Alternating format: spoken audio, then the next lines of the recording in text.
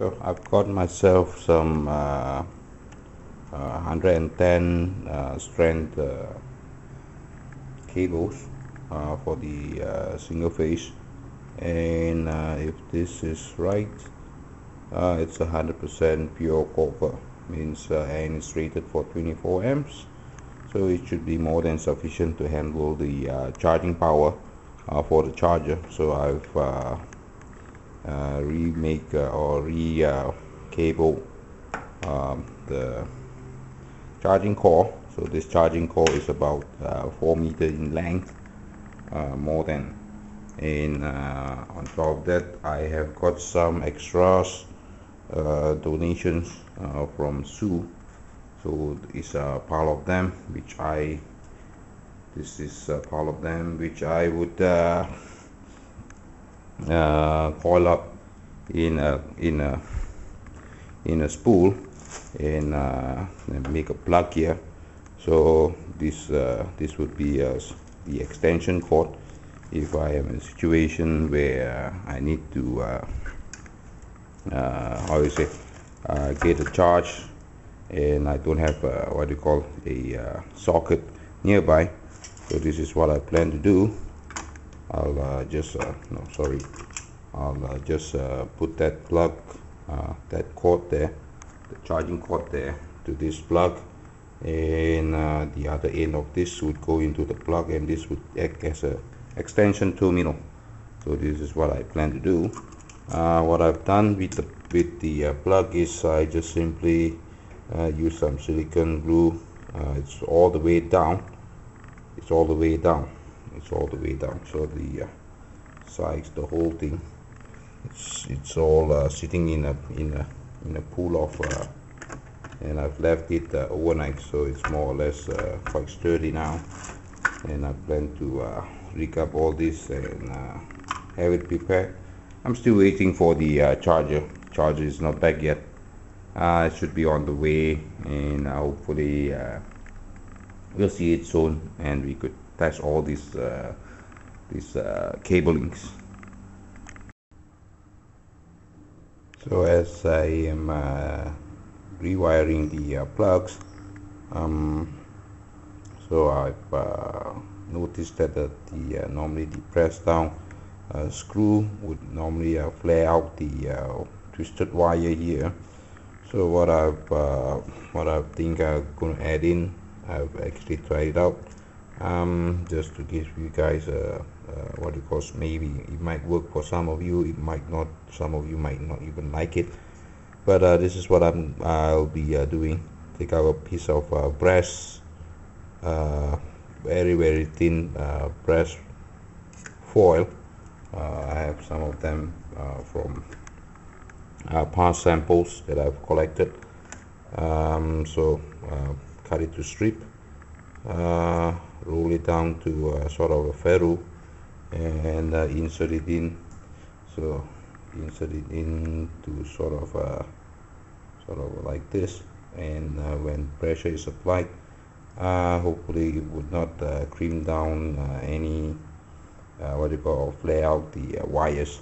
So it I hope to that should give the maximum contact and no arcing at all.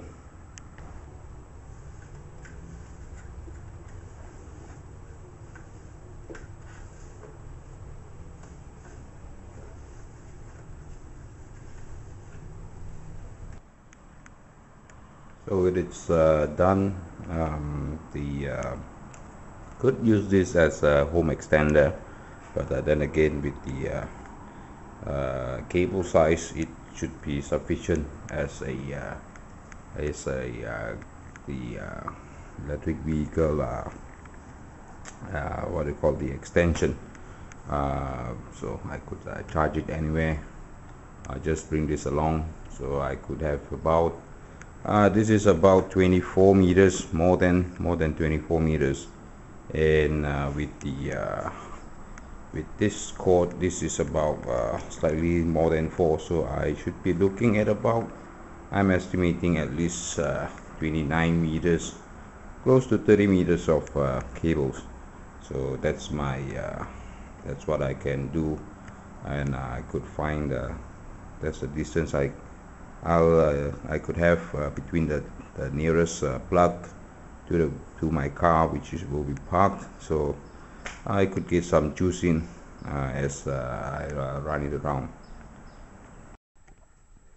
All right, finally, after a long wait, and so many weeks doing some odd ends, I've received this. I've collected this from old Sam yesterday evening. I've met him, and just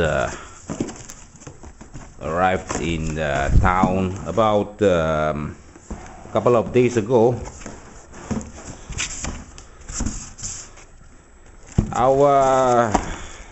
There you go.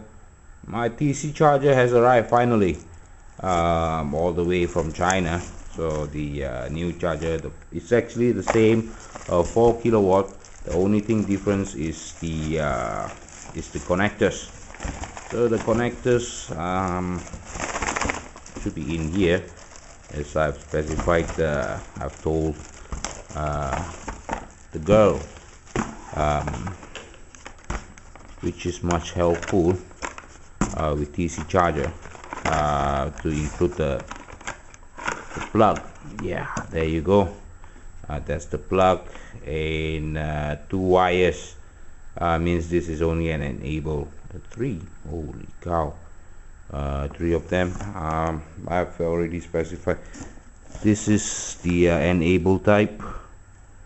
It reads 12 volt plus, ground, and what's that, the enable switch. So 3 of them. It's time to remove the old charger from the car and hook this in. Hopefully from here on, the battery pack in the car will start getting some charge back in.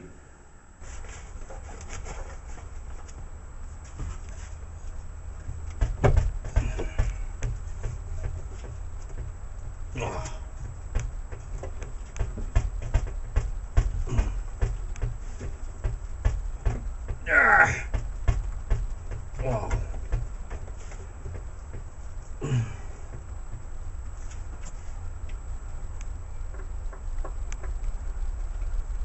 Well, it's pretty secure by the plastic. The last time I've inserted plastic actually held the whole thing in place quite properly. So now it's quite a struggle just to get it out again and replace it with the new charger now. A bit more, come on.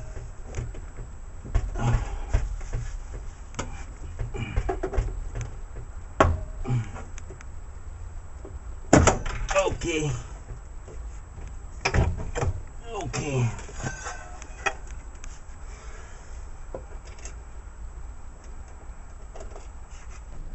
So after removing the old charger, the new charger, now it's just a quick change of the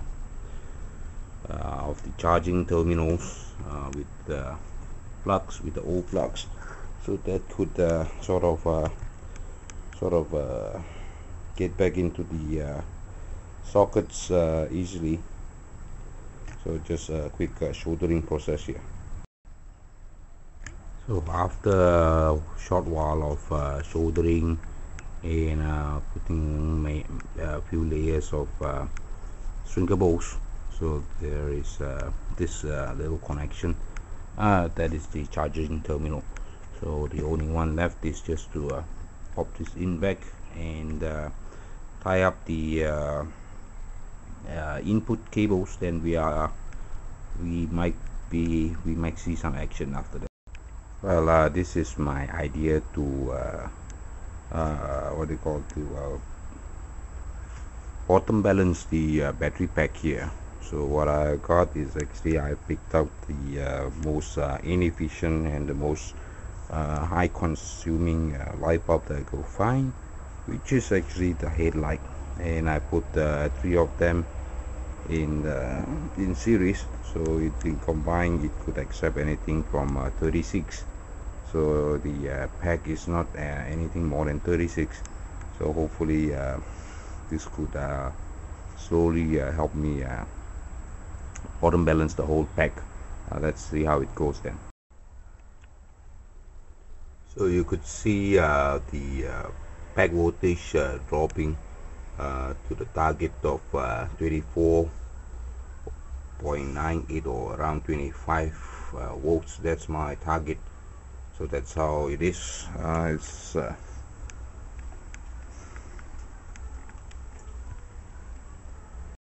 Well, the light bulb bottom balancing idea was not too bad. I think it worked in a way, but it's just take too much time for the discharging. I might end up in eons before I could fully balance 4 of these 5 batteries. So I'm taking another approach now. I've rigged up pack number 5, which I was doing halfway. Rig it up past the jumper cables all the way here to the front of the motor. One is connected to the negative is connected to the phase breaker, which I could use as a switch, and I've actually disconnected the shunt here. You can see I've sort of isolated the whole thing with a piece of rubber, just in case it does not short or anything. And the plus terminal goes down straight away to the A1 armature. So I'll set up a voltmeter here. Let's see if it works correctly.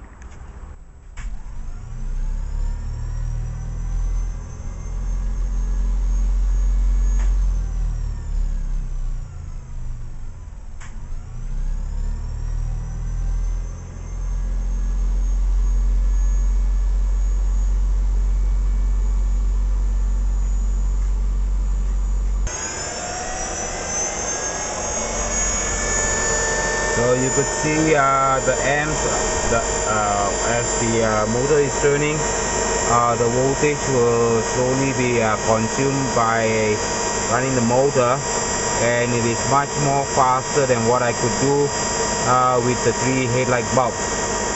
So hopefully I'll end up with something around 25 on static, and that should complete the bottom balance.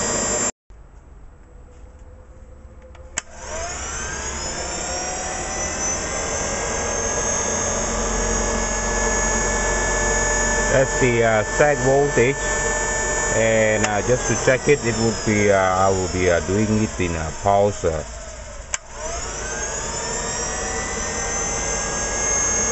I'll let it drain a little bit. You can see it's actually drained quite fast, much faster than what the light bulbs can do. So I'll let it down. And after the voltage sagging, so that's the what I'm shooting for, the static charge voltage. Target is about 25.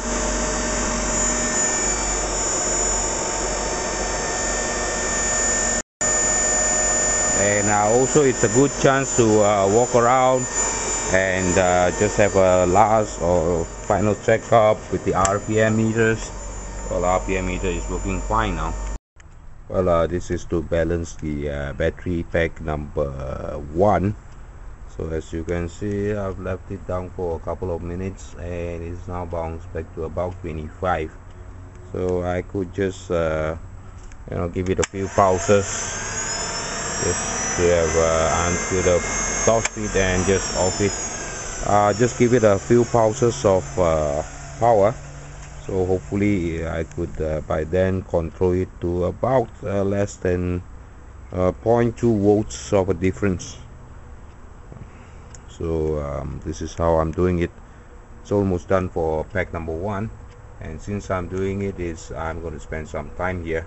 I'll pick up some data. I'll put a clock here. I've picked up some data on the discharge thingy. So these are the data so this is much more action.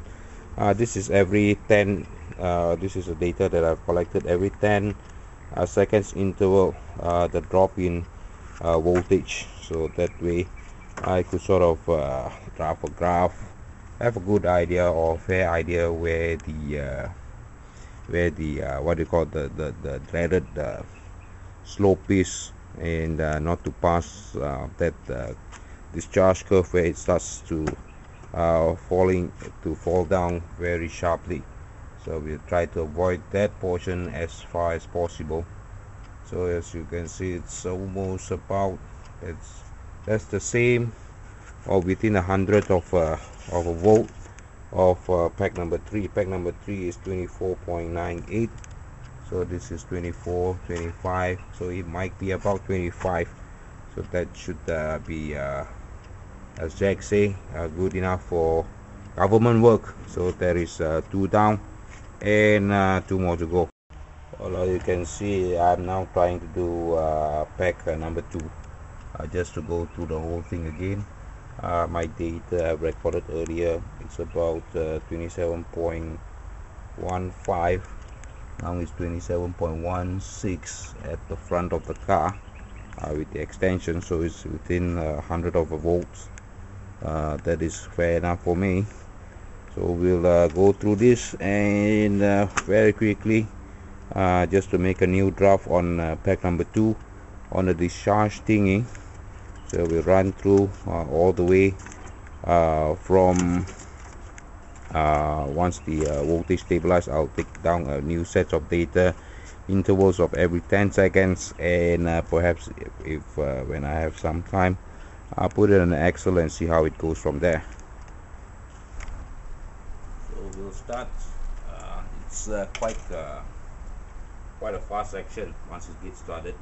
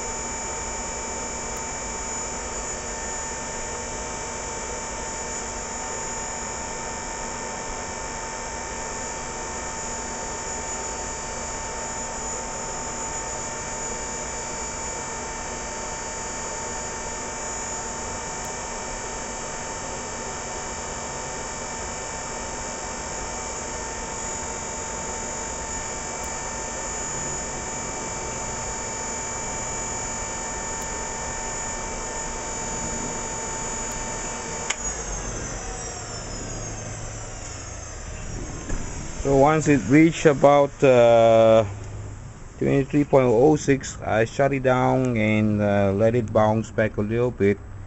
Then from there on, it's pulsing and pulsing and pulsing and pulsing. So that should hopefully get things all back to as close as possible. So as you can see here, there's still maybe about half volt or more that I could play with. But then again, I wouldn't want to strain the batteries too much doing this. Well, what do I have to say? I've done the third one. I'm only left one last one, and this guy up there decided to come pay me a visit.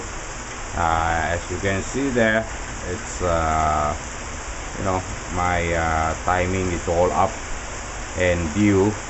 As you can see, the canvas there is already given away even way, and it's time to actually take down the little extension that I've done. so it's serves not much of a purpose anymore, and that's why I have to stop the work now, as it's raining, you know, and so I really have to continue later on then.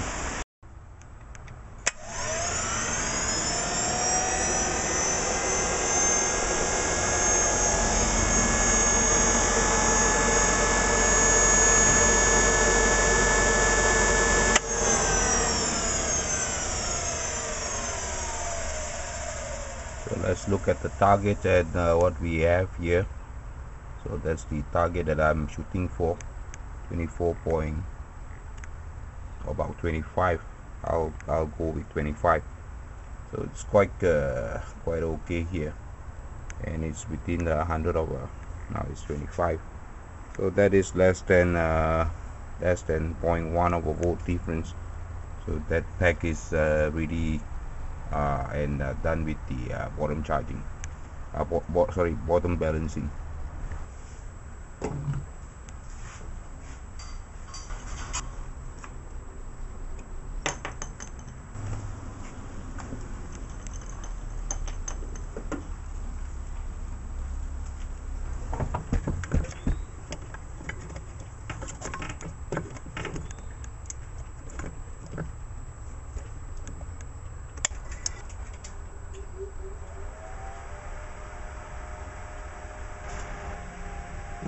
So with the enable switch on, so here goes, mate.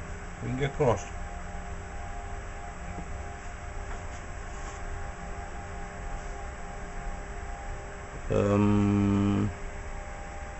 Is that okay? Or no, that's not okay. There's something wrong here. Red.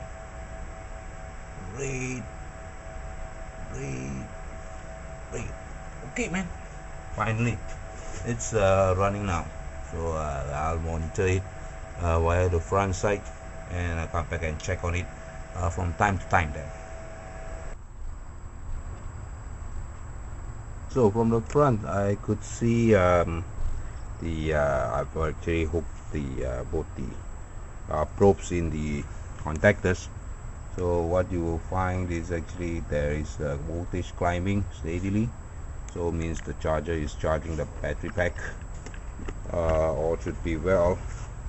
And I'll be taking down some notes as the charging process goes. Look at the time, and I will see you guys in about next week. I'll be away for work. In 2 weeks time, I hopefully. Okay, take care, guys. I've switched off the whole house appliances, even the refrigerator. So the it's really drawing some amps there. Look at the speed of the you know. So that's the only appliances running for now, but it could be you know, hopefully in time to come wouldn't need to watch that meter anymore, but we'll see how it goes.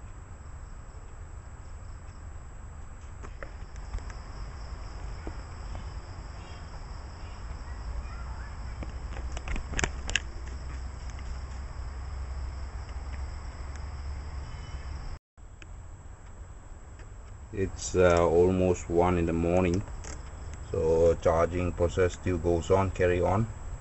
It's about 163.1 now, and it's shooting off the it's moving very fast now. Means it's almost done. So target it's about 164, or with the meter inaccuracy, could be a couple of volts out. Let's check here. You can hear the fan of the charger is still running, so it's about it's almost see the flashing